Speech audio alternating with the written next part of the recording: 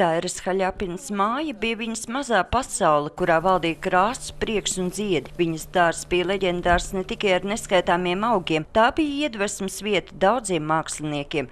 Un tas arī bija tas, ko viņi vēlējās katrā jaunā cilvēkā, kam vien ir kāda mākslinieka talanta dzirksts, lai šis cilvēks attīstītu savu talantu, lai viņš piedalītos mākslas procesos un lai viņu arī ievērotu. Viss viņas mūžs bija saistīts ar gleznām, muzejiem un izstādēm. Izveidojusi Tukuma mākslinieku grupu, viņa allaž urdīja meklēt ceļu pie skatītājiem, un dažu brīdi izstādes tika atklātas gan mežniecībā, gan lauku bibliotekā. Viņu sauc par Tukuma mākslinieku grupas dvēselīti. Tieši ar to savu milzīgo enerģiju un vēlmi kaut ko jaunu. Tagad kaut ko izdarām, atkal mums vajag izstādi. Pati Tairīte, kā viņa mīļi sauc savējie, mīlēja gleznot ziedus, dabas ainavas un portretus, un viņas darbos izpaudās visas rakstura šķautnes, kas brīžam ļāva iemirdzēties koši un pārliecinoši, brīžam lika aizdomāties par esību, bet brīžam atgādināja par sievišķo vārumu.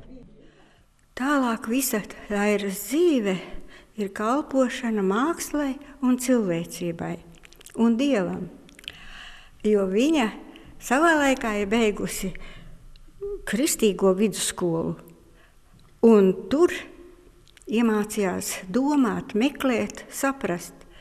Taira Haļapina bija ne tikai mākslas zinātniece un gleznotāja, viņai patika darināt arī rotas ar saules pielietot dzintaru un rakstīt dzeju. Mūža nogalē Tairai nācās iepazīties ar Irlavas slimnīcas vadītāju, kur stāst, ka ota ņemt rokās pat vēl šovasar.